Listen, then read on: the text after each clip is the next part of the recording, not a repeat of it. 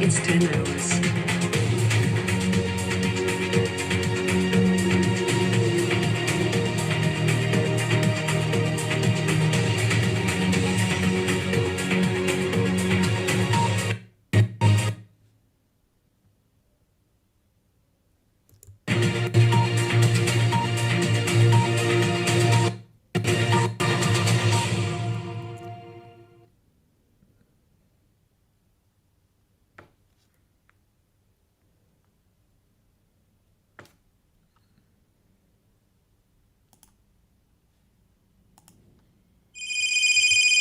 This is Saurabh, and you're listening to my favorite talk show, The Weekly Show with Aditya.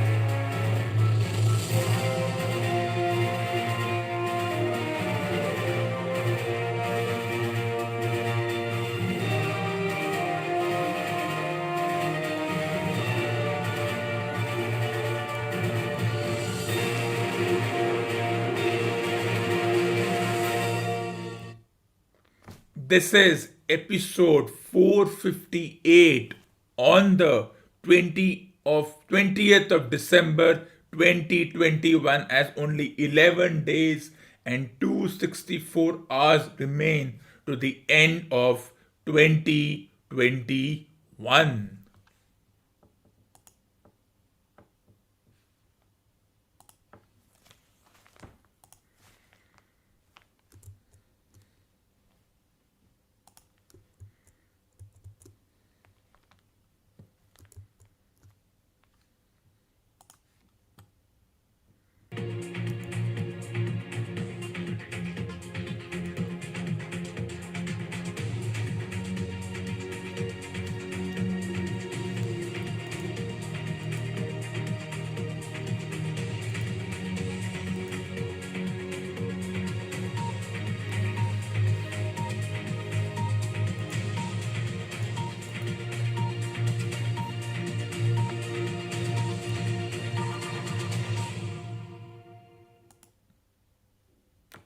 The period from March 2020 to December 2021 has been one of misinformation, paradoxes, gullibility, laziness, and synthetic and counterfeit concoctions. And one can see how easy it is to create fear and gullibility in humans. There are some who won't be affected by it, but that's a very small percentage. If you carry on that campaign long enough, you can create the fear in anyone, even the most cerebral of individuals. It has been going on for too long, and it's no longer a joke as to the kind of misinformation paradox come across over the past 20 months, and I expect the same to happen in 2022, because after every 6 months something new is invented to carry on the fear and gullibility, as it will colonize our minds as humans become subservient to questionable theories. And then the question comes on bans. Bans is the last thing authorities should do, but all over the world it's the easiest thing. Why? Because you tell people not to move out, limit gatherings. It shows the absent mindedness of these societies, because they have nothing to contribute. The only thing they can do is ban, and ban is the last thing that one should do. It's the laziest thing that can be done, because all the organizations who are responsible for carrying out such things say that there is ban on gathering, there is ban on festivities, because every year from October to December in most parts of the world festivities start, as it's the period of winter and people want to move out, enjoy themselves, but these organizations don't want people to enjoy themselves.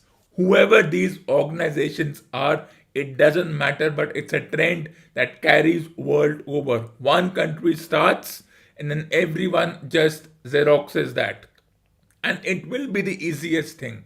Whether the theories are real or whether something new is invented, the fear has to continue, because some organizations, if they don't create the fear, will lose their standing, and people will question why are these organizations even there. So to carry on, to justify their functioning, they have to create the fear, and this is not going to stop at any point in time. But what is not fearful and what is a moment of magic was the Asian Champions Trophy, the last tournament anyone would want to see, with respect to so many tournaments like the Kidambi Srikanth Lakshya Sen match, or Kidambi Srikanth winning a silver medal in the World Badminton Federation Championship, which is a great feat in individual championship. But everyone knows who is Kidambi Srikanth. And did he need this particular tournament to get all the applause and recognition? Were all the achievements before not good enough? Because I find this sudden recognition to be a paradox and to be a joke. Because everyone knows who is Lakshya Sen, everyone knows who is Kidambi Srikanth, everyone knows who is PV Sindhu. But did we need this tournament? If we hadn't won, if Lakshya Sen and Kidambi Srikanth hadn't reached the semi-final and finals respectively, we would have forgotten, we would have said all the efforts done is a waste. Suddenly, as if you have read my book in which I say that suddenly the newspapers interview the relatives and the coaches and the mentors of these players who have reached the final. Yes, he lost in the final, which can be questioned later on. And of course, with the obsession over gold medals, I think the gold medal obsession is now getting to a level which is now into a dangerous zone, because if you don't do that, then there's problems, because India is now recognized as Olympic bronze medalist. Before that, everything they have done doesn't count. But unlike the hype around their cricket counterparts, but the India Pakistan match was being hyped and talked about even a month before that match happened. The hockey tournaments always are at the bottom of the pyramid when it comes to sports. And then in hockey, the specific tournament really doesn't matter, because whether you face Australia or New Zealand or Portugal or Argentina or Germany or Pakistan or Japan, South Korea, there the method to do it is the same. Whether you attack more, whether you have a certain formation, the goal is to score a goal in the opponent's corner, and to prevent a goal in your corner, prevent penalty shootouts and penalty corners. That's the thing that hockey works on. And that's something interesting, because even this match got just a small snippet. Whether we should celebrate the win in this match to offset what happened, the controversial ending the cricket match had, well, that happened over 2 months ago, so there's no use going back to that. That's in the past, but that's the way things are in this sport. And then this tournament had only 5 teams, because one of the teams withdrew because of obvious reasons, which means 4 teams were always going to make it to the semi-finals, and the team which was knocked out was Bangladesh, because it was their debut as a team in the Asian Championship tournament. And Bangladesh is very new as far as hockey is concerned, if this was their debut, which means it has taken them a long time to even come near being recognized by their own regional association, forget a world association. When will Bangladesh reach the World Cups? They will have to qualify, they will have to go through a lot of hoops, one doesn't know. But India beats Pakistan 3-1. Then India routs Japan yesterday 6-0, which means India reaches the semi final. They top the group. Then India will face Japan once again tomorrow night in the semi-finals, which will be another mouth-watering prospect, as whether which quarter we scored the goal in, whether we missed out on a few goals, it's irrelevant, because I think the performance was flawless. Yes, the coaches will always say, no, we missed out in this quarter or we didn't score enough in this particular region. I don't think that makes a difference. The division of a match into quarter is just so that the viewers can enjoy it more, so that the players don't have to go on for 30 minutes without a break, 15 minutes, couple of seconds break, another 15 minutes, then a 10-minute break for everyone involved, the match officials, the players, the broadcasters, the camera people, and then once again 15 minutes, a couple of minutes break, 15 minutes. It makes it more exciting. So the quarter part is just to make it more exciting and make sure that everyone enjoys, because 30 minutes for the players, for the officials, can be taxing, especially when in hockey you are running from one corner to the other, and then the coaches have to look after the players with rolling substitutes, the substitutes of the goalkeeper. So I think the quarter thing is just for convenience of the individuals involved and to make it more exciting. But whether you score in the first 15 minutes or the last 15 minutes or the mid 15 minutes, it doesn't matter. You scored 6-0, and then in hockey, specific individual goals really don't matter. Though, even in a game like hockey, where it's a team game where everyone contributes, no matter whether it's an assist or it's a direct goal or it's a penalty corner or whatever way they contribute, specific individuals' goals are really not that critical in this particular sport. But we are obsessed with such things and we never let it go.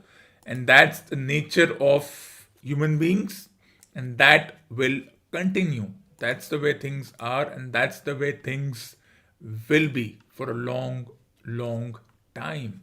And that's what is surprising and, well, relaxing at the same time. India faces Japan in the semi-finals of the Champions Trophy.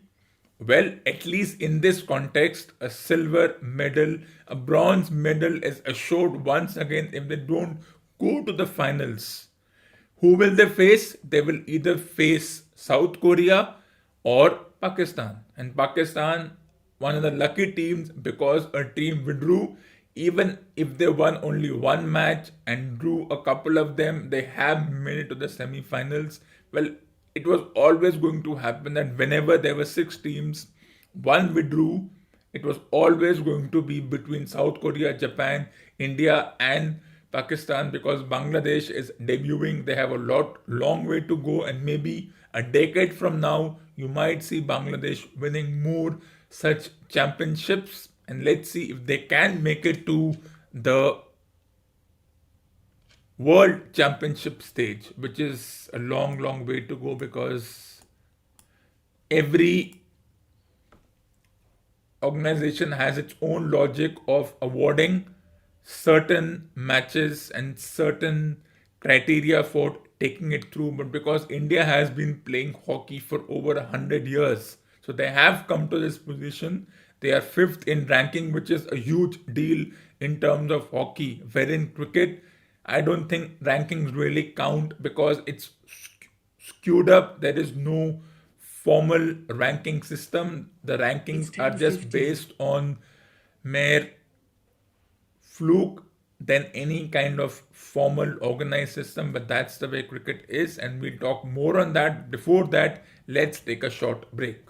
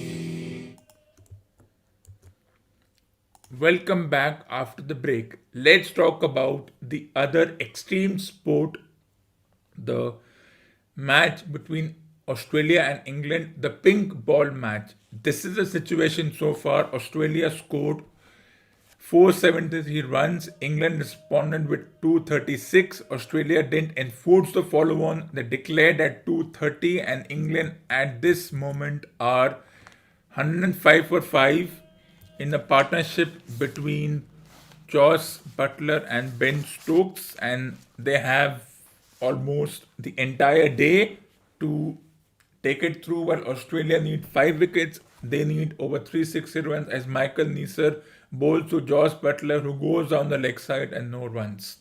So an interesting situation because so much has come of this match so far. Australia have had the luck and they have got into a situation where they never thought they would, and of course the whole day and night situation, match starting at 2 p.m. local time or 2:30 p.m. local time, as another brilliant delivery and the ball goes through. So you may see Butler dropped for the next match. They may draft Johnny Bairstow in. Though how much of a difference will that make? I don't know. And then who should play, who should not play? A certain Mark Wood not playing, or a spinner not playing in this match because the spinner went for 100 runs and 30 the one in the previous match and not good enough. As Michael Neser steams in to bowl to his counterpart in Joss Butler, who once again defends, no runs. So Australia's two bowlers were out of this match because of the reasons that one of them was injured, one of them had to be in forced quarantine because of contacts and all those things, which is surprising. But as I said, authorities have nothing more to do. So quarantines and bans are the best way to control people, and then you fine it and everything works out. And that's the best way. As Neser steams into Butler, who lets it go. So which means Michael Neser and Jai Richardson may go out once Cummins and Hazelwood come in. And then they might even include Usman Khwaja if Marcus Harris doesn't score runs, or they may extend Marcus Harris's career by giving him a slot in the next match, which is a regular match, and then questioning why it's always like this. Unlike hockey, unlike football, where you cannot substitute, and even if it's a substitute doesn't have any kind of recognition as edged and bounce to the fielder. So you cannot substitute when needed, whether it's in bowling, batting, or wherever. You can only have this number of individuals there, and therefore you may think it's an exciting game because it goes to the last ball, the batters are fighting it out, the bowlers are fighting it out to get a wicket, yet it's not exciting. It's pseudo exciting. It's exciting only at a superficial level because the rules are stringent. You have stringent organizations who are responsible for the rules. Yes, hockey also has some rules you can question in terms of penalty corners, but it's still exciting. And then the referee has some kind of control on the game. The on field official has some kind of control when the match happens. I have seen the review, unlike this, where one review per team, and if the on field umpire says that it's a penalty corner, the team which has conceded a penalty corner appeals, they would review the video umpire, the TV umpire, the third umpire would watch and he would tell them no need to change your decision stands, and the team lose a referral. All they would say there was no stick check and it's a long corner or a free hit and the team keeps the referral. There is no communication between the on-field umpire and the video umpire. There's only one-way communication when a review happens. And for what can it happen? A catch or a LBW, right? So the on-field official doesn't even speak one word, doesn't even say, "Can you hear me? The team has reviewed for an LBW. Can you please check?" The on-field umpire remains quiet. It is the TV umpire who says, "We have a review for this. Can I see the side-on angle or any other angle or whatever other the technical procedures, the complicated procedures?" It's as if you can. It's surprising as Stokes is doing what Stokes is doing, 12 of 76, not surprising. One can say that he's injured. People can question him being in the team despite his injuries, but that's something that's on the team management, that you cannot say that why should they do that, what they're doing.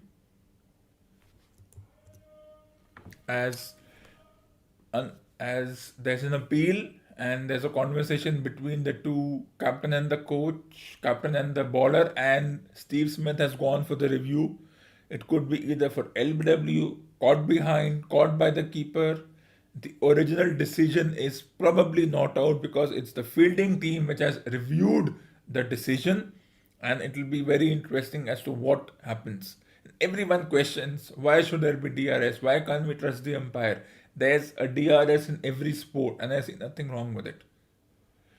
This is probably going down the leg side because it was the angle by the bowler coming round the wicket, and there's probably no bat involved. Pitching in line, impact in line, wickets missing or wickets umpire's call. What else can it be? If it's hitting, that's luck. But because the batter was on the back foot and going down the leg side, that's what the idea is. There's no bat involved. If you look by the RTS or hotspot, RTS is what we call ultra edge in other countries, and pitching in line, impact in line, wickets hitting. Wow, that's wow. I presume it was going down, but the on-field official has to change the decision, and at the last nth second, Australia reviewed and they got the review in their favor, and Stokes has to depart, which means England may lose all their wickets before the dinner break. And remember, the dinner break happens at 4:30 local time, which is, well, that should be the tea break. And then at 7 p.m., which is the tea break, should be the dinner break. I don't know how it works, what's the logic, because if this was in India, and the match was starting at 2:30. 4:30 would be the tea break, and 7 p.m. would be the dinner break. But here, 4:30 p.m. is the dinner break. I think it's too early for dinner or any kind of heavy meal, but that's the way the world works. And 7 p.m. is the tea break. Even I don't have tea at 7 p.m. My tea is maximum till 5 p.m. and I'm one of those people, for me the dinner should be done by 8 p.m. or 8:30 p.m. So what's the logic of the dinner break first and the tea break later, or lunch?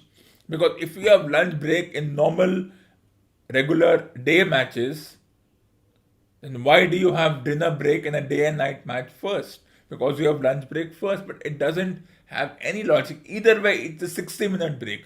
So whether it's a short break of 20 minutes in after the first 2 hours, or it's a longer break in the end, in the last hour or whatever, it's the same thing. Either way, that's the way things work. But as Chris Wokes comes in, another great all-rounder who's not being recognized, but I see him as a great all-rounder, not only strokes, but at 105 for 6, Australia's chances of winning go up and up, which means they will go 2-0 into the next match, and then it will be a regular match, no pink ball, a regular red ball match. The red ball, white ball is hardly something that one should be concerned about, but that's the way things are. We'll do one more over after this, and then we'll conclude this particular episode. But remember, if India reaches the finals of the Asian Champions Cup, depending on what happens tomorrow in the semi-finals, I will be doing a live commentary of that match. It could be India Pakistan, it could be India Korea, one doesn't know. So I would not want not I would want to have India Pakistan another match. And then let's see what happens. As Lion bowls to Butler, a huge appeal, and they may go for the review once again. Or are they thinking about it? The captain is not interested. There's a team meeting and they have decided to let it be. In fact, they have gone for the review. Bowed by the previous review, they have gone for the review again. So is there an edge between the bat and the ball? It will be very interesting. Oh yes, oh yes, oh yes, there might be the slightest edge. The appeal wasn't at a great level. The hotspot doesn't indicate anything, but the hotspot can be misleading. If the hotspot says no edge, then maybe there is no edge. Nothing, nothing, nothing, nothing, nothing. The ball passes the bat, no contact between the bat and the ball, and Australia lose their referral, but they have two more.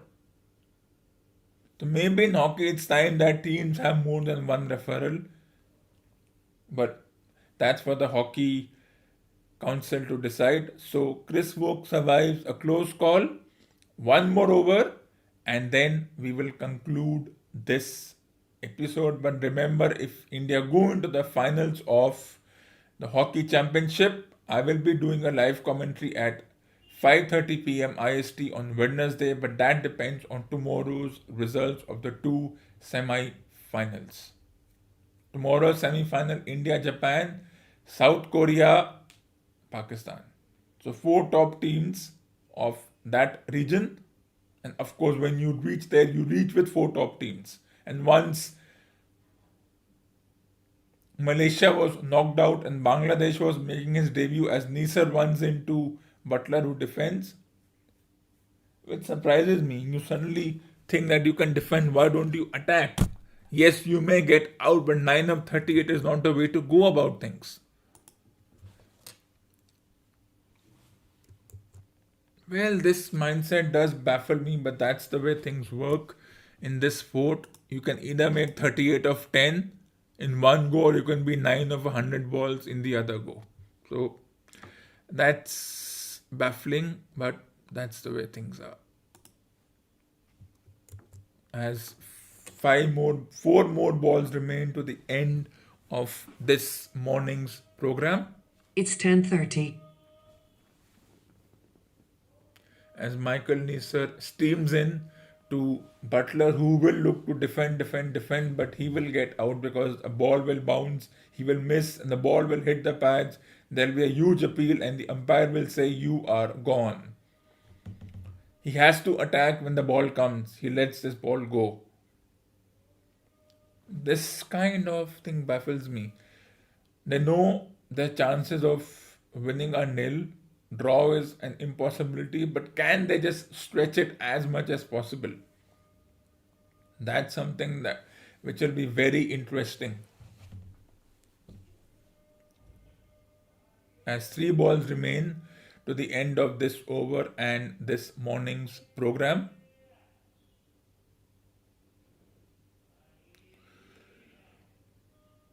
Once again, Butler defends, so he's come with his mindset that I have to preserve my place, which is a very negative mindset, and it's the offset of what's the conversation between the commentators and the pseudo experts outside. But that's the way things are. It's baffling, but you cannot do anything about it. As we come to the fifth ball of this match,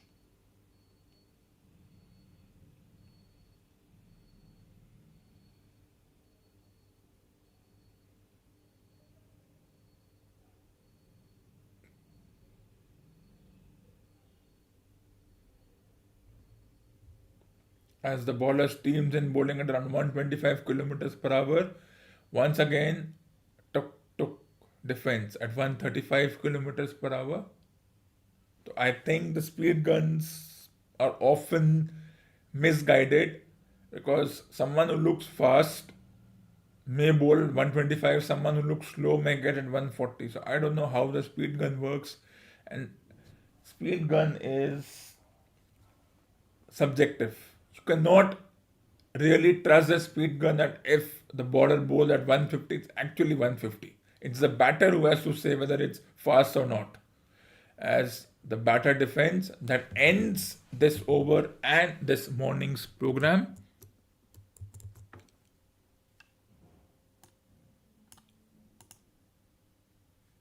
So this ends episode number 458 on the 20th of December 2021. Stay tuned for the next episode.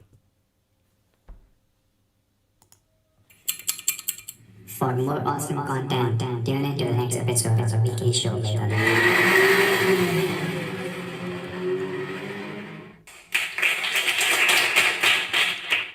And I will be back with episode number 459 on the 22nd of December 2021, and a possibility of a special evening episode if India make it to the finals of the Asian Champions Cup.